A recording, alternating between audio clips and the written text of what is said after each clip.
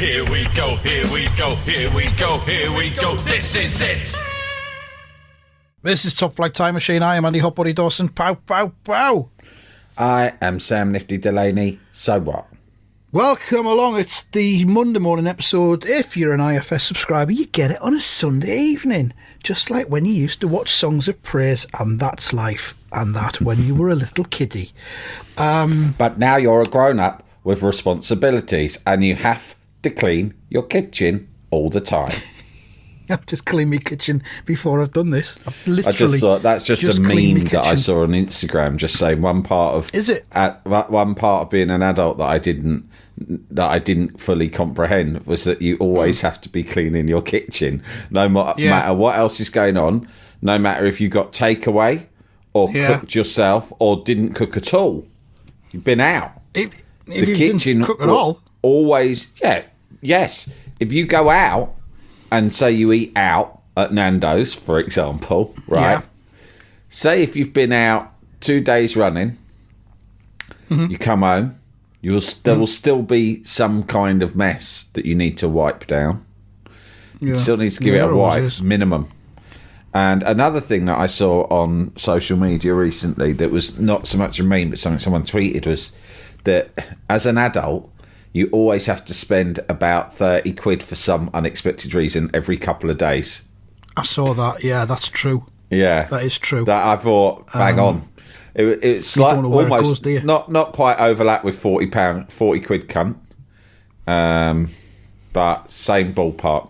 30 quid unexpected £30 adult costs. You always try and budget. You think, I can get through this week on 50 quid if I'm really careful. No way. And then before you know it, you're 48 quid down and it's like day 3. Yeah, and what have you got to show for it? Fuck nothing. All. Absolutely nothing. I was just going to show off at the beginning of this episode about the thing that led to me cleaning my kitchen before that. I've just had beef tacos for the first time in ages and I feel sensational. We had tacos tonight. That's a coincidence, Did isn't you? it? Yeah. Whoa! But I actually didn't have Cosmos. a taco. I just had it with some, a little bit of rice. I just wasn't in the mood for tacos. But the kids had... Oh, what a shame. Well, we had the chili and guacamole and all the things. Yeah. But I decided not to put mine in a taco. I don't know why. Sometimes I like to just scoop things out of a bowl with a spoon. Did you have it out of a bowl? The thing is, whenever I have tacos, I don't know if this is for everyone, but whenever I have tacos, I attack them with such ferocity that by the end, so much of it's spilled out and is on the plate, it's almost like an extra taco filling on the plate. And then you get a second go. Yeah, that's a nice feeling. Or I'll eat it off the plate like a dog. I can't wait to attack a steaming plate of hot food. If you're not an IFS Turbo subscriber, you won't know what that is. But on the Turbo, we're currently doing the Race's Rocket Odyssey, about which is a spin-off series about Roy Race's racing car career. And he sort of has a catchphrase, which is not one of ours that we've made up when we do our silly little characterizations. It's actually in the main body copy of the cartoon strip. He keeps going on that he can't wait because he's doing they're sort of what do you call it, rally racing, isn't it? Rally car, doing a 24-hour rally, rally, and he's with, and his co-driver is Penny, and he just can't stop thinking about getting back to attack a steaming plate of hot food, can he? I can't wait to get back and attack a steaming plate of hot tacos, beef tacos. Of course, it was the 80s where we didn't even know about the existence of beef tacos back then, We didn't have tacos back then. No. We hadn't even heard of them. If someone had asked you what do they eat in Mexico, you would have gone, you would have just gone, I don't know, fucking jumping chips? Beans or something. Yeah. But mince was just mince pies or like bolognese if you were lucky. Yeah. If you were quite... if you were continentally minded. It's just a tweet that's just appeared in front of my Twitter feed that I sometimes glance at just in case anything happens while we're doing this. It's Natalie Imbruglia's 49th birthday today. That's nice. Oh, so she's about my age. I'm 49 in a couple of months. Yeah.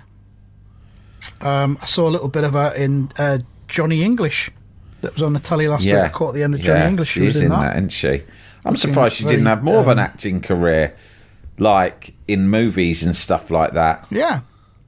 Because she started off with the acting, didn't she? Of course, in Neighbours. Beth from Neighbours. Beth Unbelievable. From Neighbours, yeah. Really Great good. character. But And the then pop problem, songs. I mean, the song "Torn" is such a good song.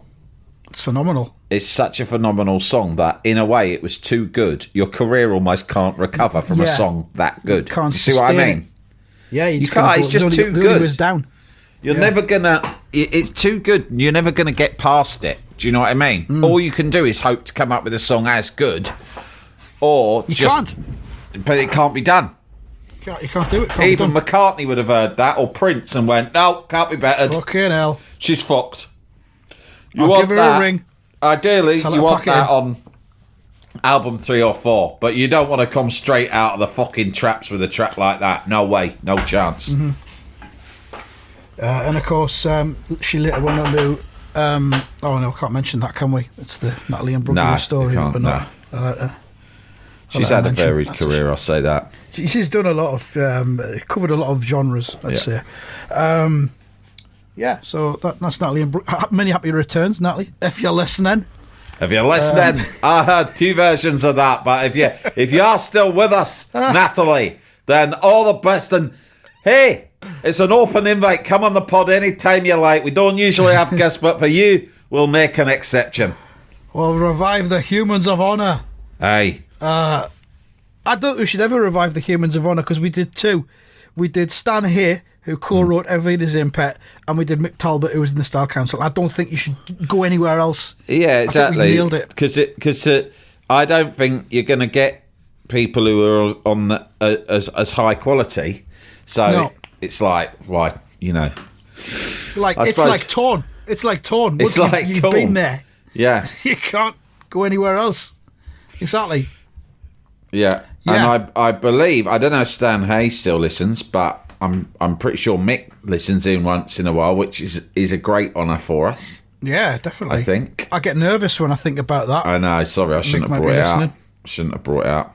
Oh, it's Yeah, derailed this episode, hasn't it? I've got away for the part of the weekend to the Sussex countryside, potential site of my retirement.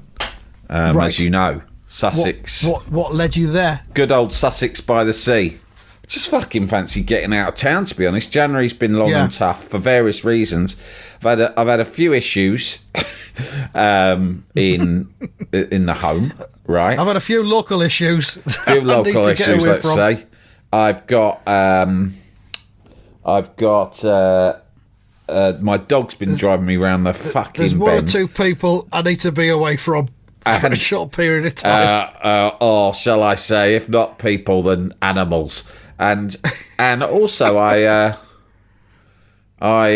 was not all January I've been like exercising, trying to lose weight, exercising, off the sugar, pretty much off of most fucking carbs, what I call fun carbs, right? Sounds like chaos. Fun carbs, which are like Yeah. your chaos carbs, right?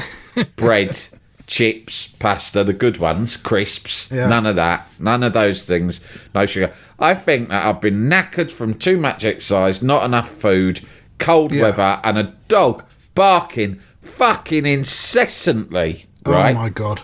Yeah. And so I thought, I just need to get away to the countryside. So we went away, me and my good wife, just for like a little bit. And we went to one of the places we went. We managed to squeeze in a few different little things to do. Like Nice. only this morning, Andy, I was at an exceptional visitors centre at Seven Sisters Country Park, which is not far from Eastbourne on the South and yet Downs. now you're back in the Vita Modular podcasting. Yeah. Well, the thing the is, same day. Sussex countryside's an hour and a half away from me. Do you know what I mean? hell. And so, Phil Collins at Live Aid. and it's absolutely, yeah, that's what it's like. And it's absolutely, although I didn't bump into Cher, that would have really been the Oh, that icing would've on the turned- cake. Yeah, that would have. I was at a fucking visitors centre this morning. Yesterday, I was at Charleston House, which was the house of the Bloomsbury set, who were the artsy, bohemian, sort of influential people of, like, you know, the kind of early 20th century. You know, Virginia Woolfs of this world. Right. John Maynard Keynes, the best of all the economists. And So, like, the modern equivalent of that would be like Damien Hirst and Keith Allen, probably. Yeah, sort of, yeah. No, I think it would be more like us, Result Spot, and the other like-minded people we spend our time with. Can't really think who that is. I mean, I haven't really got any friends. There's no one. I haven't got any friends. I would have a set like this if I had friends, right? Yeah, but somewhere to go. Yeah. As you know, due to my busy lifestyle, I cannot keep up a social life.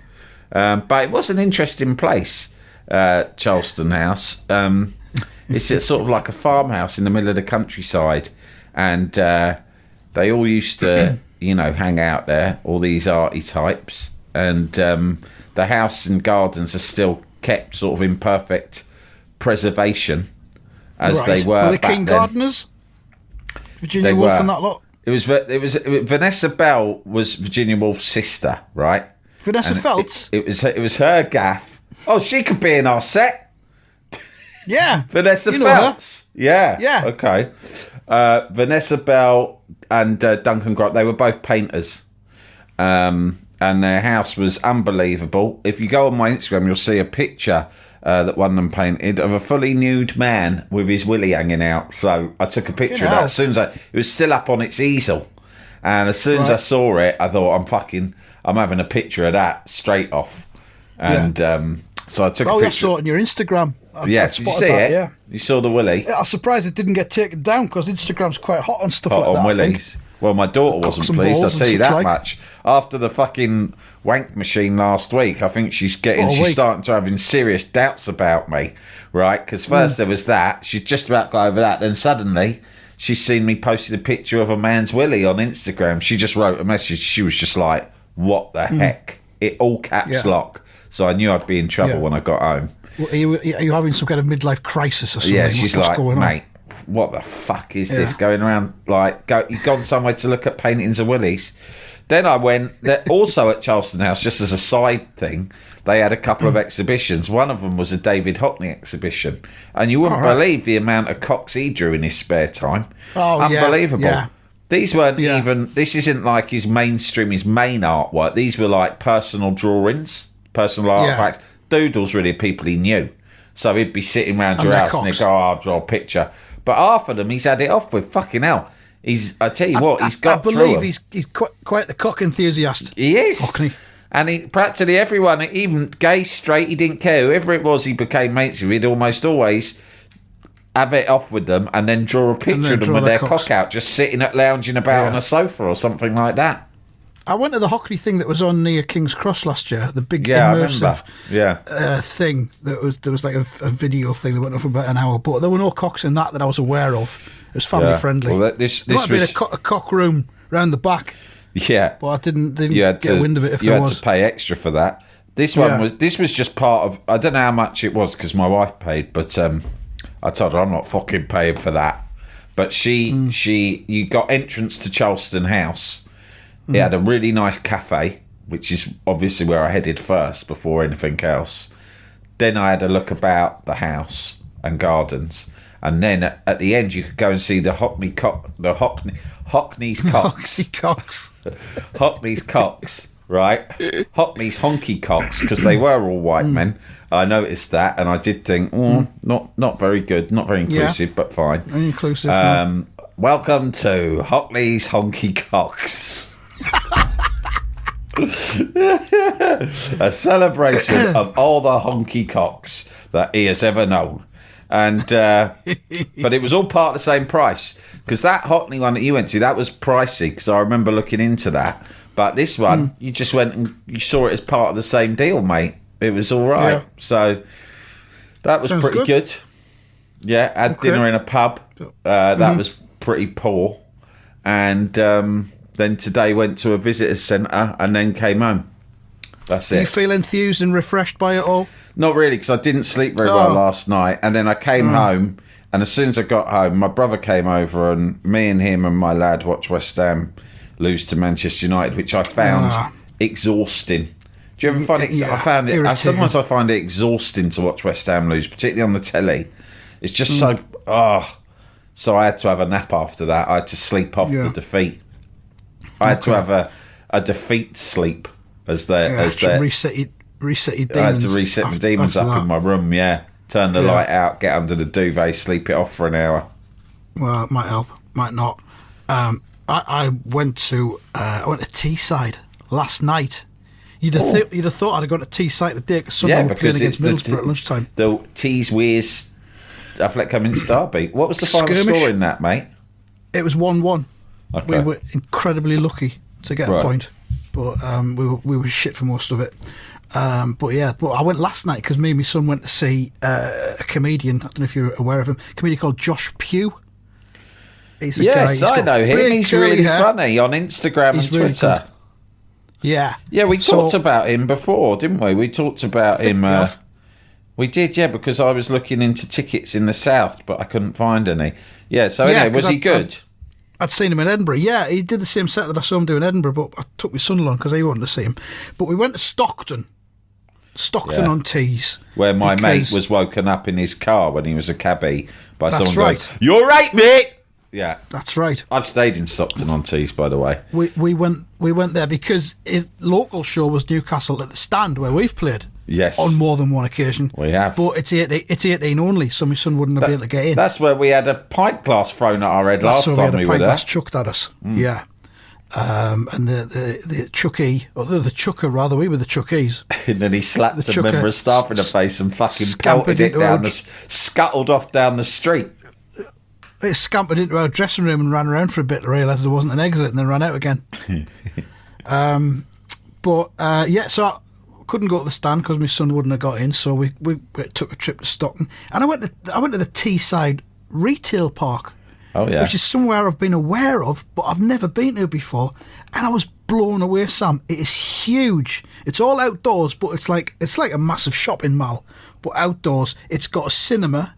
It's got food outlets such as Nando's, Pizza Hut, KFC, Five Guys, Greg's. I'm looking at the list. Pizza Express, TGI Fridays, right? Wagamama. All that's going on. I never thought this was possible on Teesside. No disrespect to Teesside.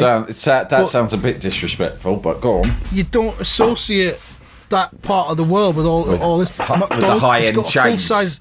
It's got a Morrison's. Yeah. It's got a Curry's, a DFS. I'm just reading stuff out. A Clark's, Clinton's Cards, B&M, JD Sports, and M&S. Fucking Pets at Home, New Look. Oh. Fucking Poundland, River Basically Island. everything. Everything's there. I was blown away by it. I was really impressed. And it's only half an hour. Did you say it's got a better retail scene than Sunderland, mate? By a country mile, Sam. It pains me to say it. I'm surprised by that. Yeah. Fucking mile. Jalapeño. Here's a brief but annoying message to let you know that you wouldn't be hearing this brief but annoying message if you were a subscriber to our Iron Filing Society Patreon offering. For the price of a pint and a St Clement's each month, you can get up to 4 episodes a week, 9 months before the rest of the world gets them. Early access to regular episodes, lots of other marvellous benefits, and there's absolutely no adverts or brief but annoying messages like this that'll get right on your tits. Find out more and subscribe now at tftimemachine.com/ironfilings. Jalapeño. Jalapeño. So we ended up in Five Guys because we couldn't get a Nando's. That was too full. What did you have in Five Guys? Did you have a milkshake? No, my son did. He had a vanilla one. He said it was lovely. The milkshakes are incredible, and you can mix up any flavours you want as well if you want. They do a bacon one. Yeah, I've heard of that. Not for me. No way. Not for me. No. Not for me. But I just had a bacon cheeseburger.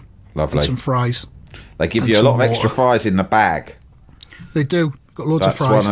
That's one of their USPs. You get an extra lot of. You get your bag fries, which taste nicer, and there's a lot of them. Five Guys and their extra fries. Yeah, but I mean, honestly, Teesside, you've been keeping that a secret. You've been keeping the Teesside Retail Park a secret. So anyway, I went to see Josh Pugh, and I want to say hello to a listener. I didn't get his name, unfortunately. Yeah. But he came over at the gig and said hello. And I had a bit of chat with him afterwards as well. And it's the second time we've encountered each other, this listener. Where did you encounter him before? I call him Listener X. Yeah. And the first time was when I was at the snooker in York, and I was just walking out of the venue at the end. Yeah. And he was just walking along the fucking street. Weird. I hadn't even been in the snooker. He's just walking along, going from A to B. Yeah. And he spotted me, said hello, and then he's at this gig last night. What do you reckon, stalker? Well, I think I've told you this before, and I'm loath to mention the person's name because I've just got a strong feeling it's one of there are certain people or things, usually bands, that are Dawson triggers that I try to avoid saying. But there is when you think about it, there are certain celebs that I repeatedly have bumped into. Right, not one. Yeah. Not. I'm not saying people that I know or anything like that. Just randomly, when I was younger, there was one particular singer from a well-known British independent band that I had this, and this was long before I worked in the music industry, in the music press or the media, where I began to rub shoulders with these people just as part of my everyday life. This was just when I was a student, right? And I bumped into this guy in the space of about 18 months. I must have bumped into him 5 times in different, and across numerous different regions and cities. And that's what was weird. And by the end, I thought, this cunt thinks that I'm stalking him. And so it's the same situation in reverse. So would you always say hello to him, kind of thing, when you bumped into him? Well, the first time, and this was the first time that I bumped into him, I was in Brighton, and he had, and I thought, I won't say his name. I might let you guess, right? But again, I don't want to say his name because it'll anger you. But I saw him. I think I know who it is. And I said to my girlfriend, "Oh, look, there's so and so. That's exciting." So it was exciting to me because I was a young student sort of person, seeing someone like that, and I had this new jacket that I was quite pleased with. You got to bear in mind, this is like my Euro 96. This is my this is very much my Imperial phase, right? And I had a jacket that I'd got somewhere in a market, but I was really proud of it. And I saw this singer was eyeing me, and he had this girl with him, and he sent her over, and she went, "My friend," she was Scottish, another clue. She went, "My friend wants to know where you got your jacket from." And I felt like the fucking king of Spain in front of my girlfriend being asked by a pop star where I got my jacket from.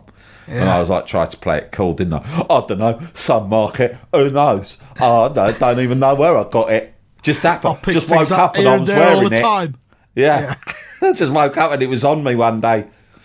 So then was it Tim Burgess? No. It wasn't. You find him. Okay. I'll give you.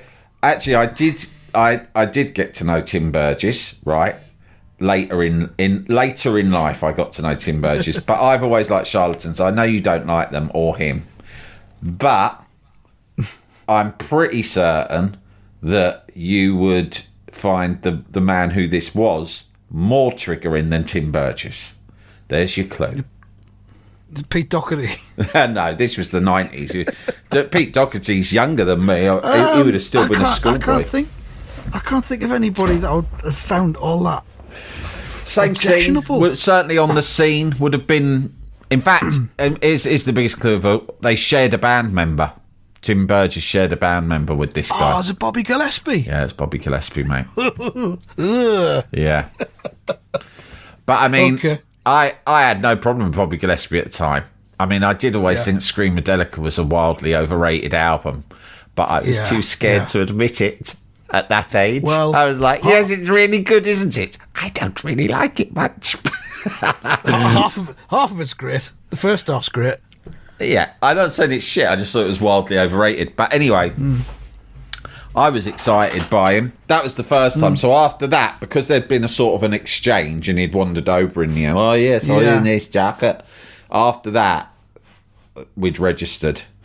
Then I was at Old Trafford for Italy versus Germany, right? In Euro 96, not even a lie, Euro 96 itself, off my tits, stumbling out of a cubicle at half time, right, for obvious reasons, at Old Trafford. Who's waiting to go into the cubicle to do presumably what I've just been doing?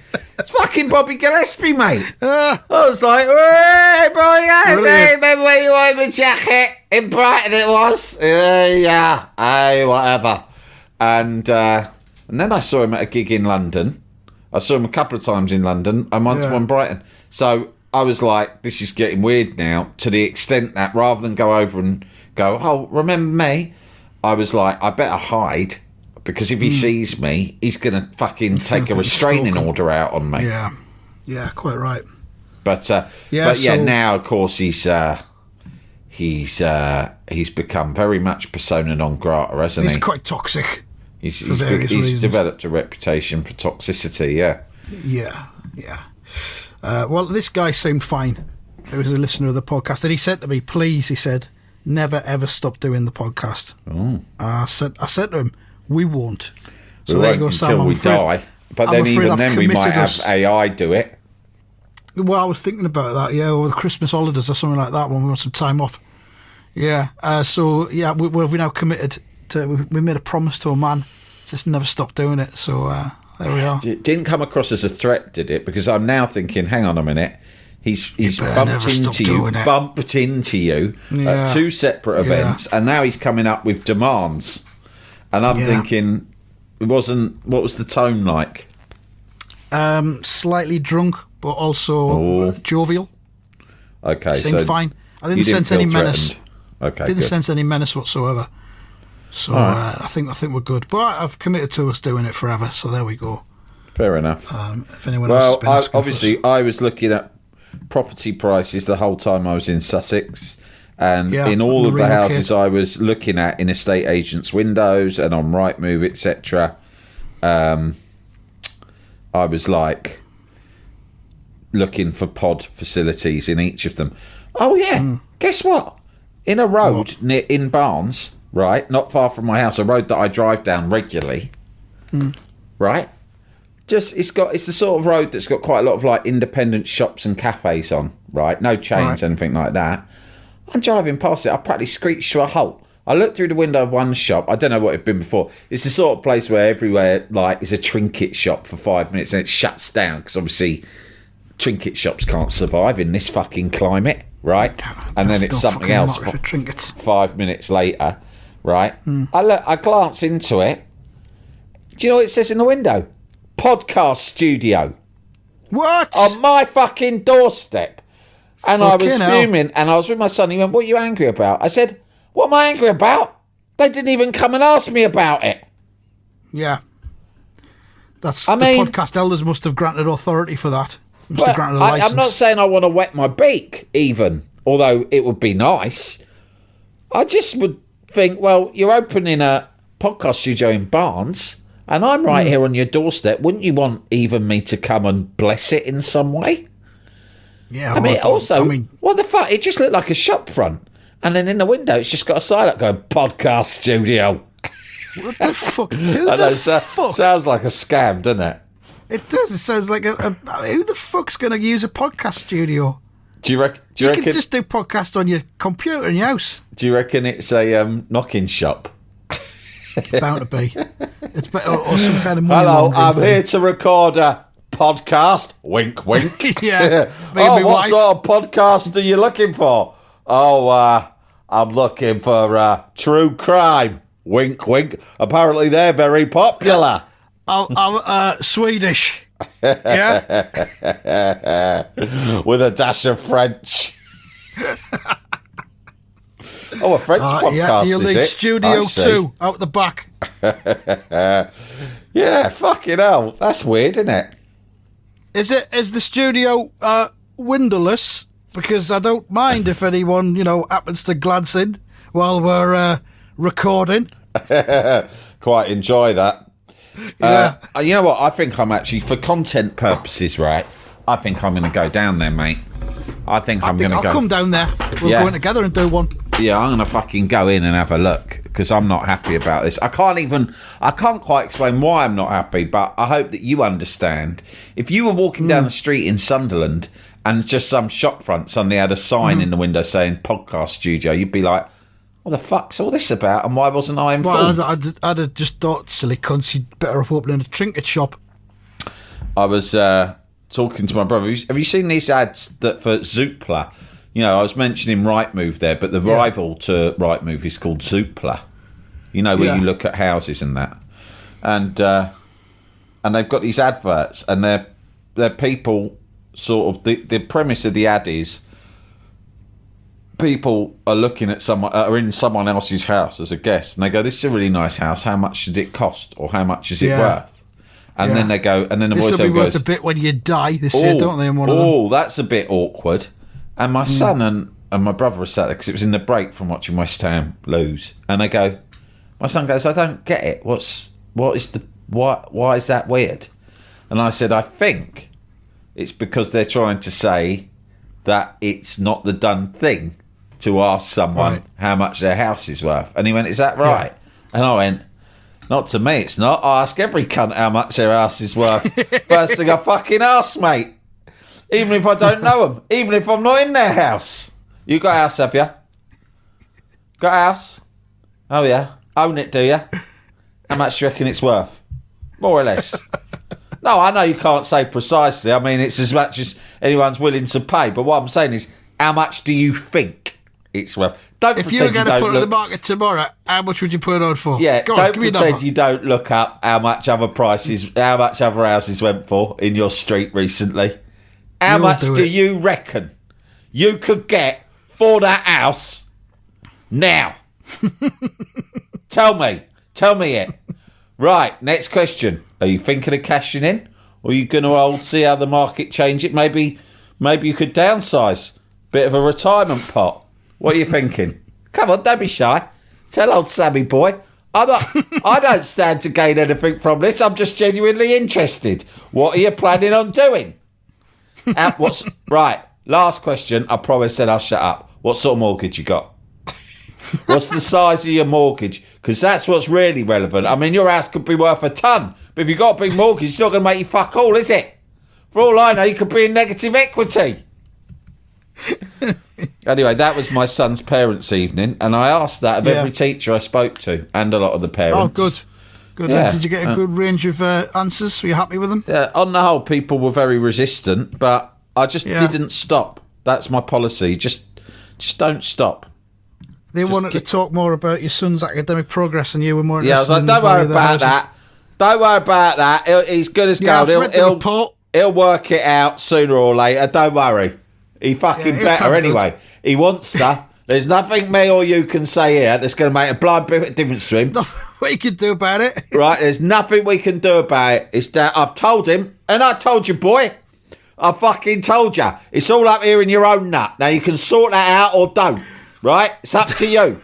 But I can't do it, nor can your teachers. So, don't fucking bother me with it. Let's not fucking waste time talking about that cunt. I'm here to talk about your property interests. Why? Because I'm interested myself. That's why. There's nothing funny going on. I've not got an agenda. I don't work in the property game. Me, personally, I'm a podcaster. Right? That's it. Seriously, it's my job. Really. That is my job. I'm not going to lie. But I am interested in other people's properties, and I just want you to... If you just tell me right now how much it's worth, what you're going to do with it, how much your mortgage is, then I'll leave you alone. I'll move on, because I've got an appointment with a geography bloke in 5 minutes anyway. I'm planning on making myself a cup of tea between that and then. Yeah. I just think ask people. It's interesting. Yeah, I don't know. I don't even know how much mine's worth. Well, you better find out. It's probably in negative equity. You never know. I could be on your doorstep asking any time. I've got your address now. I've got your address, and tell the listeners why I've got your address. Why you had to give it. You sent me a mechanical wanking machine through the post. A mechanical fanny. Yeah. That's about it from this episode. And you know, when I took that to the local post office, and this is actually true. I don't know if you ever do, but when you send a package like recorded delivery, they always ask, "What's in it?" Yeah. And I know the geezer in the post office. So I went to him. You don't want to know. Tap goes. Wick, wick. Yeah. In the end, you know what I said? What? Cosmetics. Because I was trying to think of a legitimate word, because it was a real mixed bag, wasn't it? There was there was a wank machine, a razor, a toothbrush, some tinted moisturiser, a couple of different eau de colognes, right? A lot of different things, plus a copy of my book, which is out now in paperback. Sort your head out, mental health out of bollocks. and I put one of those in there as well. So I thought, it's a real mixed bag. And he's saying, what's in it? I was like, well, you know, how much detail do you need? So I just thought for a long time. In the end, I went, cosmetics. And then he went, And I went, it's all right, nothing flammable. And then after that, he seemed happy. I think that might be just unique to your post office. I don't think they do actually always ask. Oh, I've had it in more than one post office. Your post office guy's just nosy. Nosy cunt. All right, you want to know, do you? In front of all these people, you want me to tell you right now? All right, I'll fucking tell you. It's a mechanical fanny. Do you understand what that means, everyone? It means vagina. That's right. That's what I'm sending. I'm sending it to my mate in Sunderland, who I make a podcast with. There you go. You've all had your show now. You can all go home. Spread it around far and wide. Tell your pals. Let everyone fucking know. Tell your fucking mates down that new podcast studio. Yeah. Tell all the other mums at the school. Tell the teachers. Tell the local authorities. I got nothing left to lose, cunts. Predictions. We all got 1 point this weekend. I was so close to pulling off a sensational coup in the Newcastle-Luton game. Yeah. Oh, no, you just said 2-0 to Newcastle in that one. What was the 3-2 actually Burnley-Fulham. Oh. Burnley-Fulham, you said 3-2 to Fulham away, and it finished 2-2. Oh, fuck. So you were close, but not close enough. So result spot 77, you 69, me 66. And, 1 point each is pathetic. For 5 predictions for 5 matches. But we'll be back throughout the week with more of this stuff if you're that way inclined.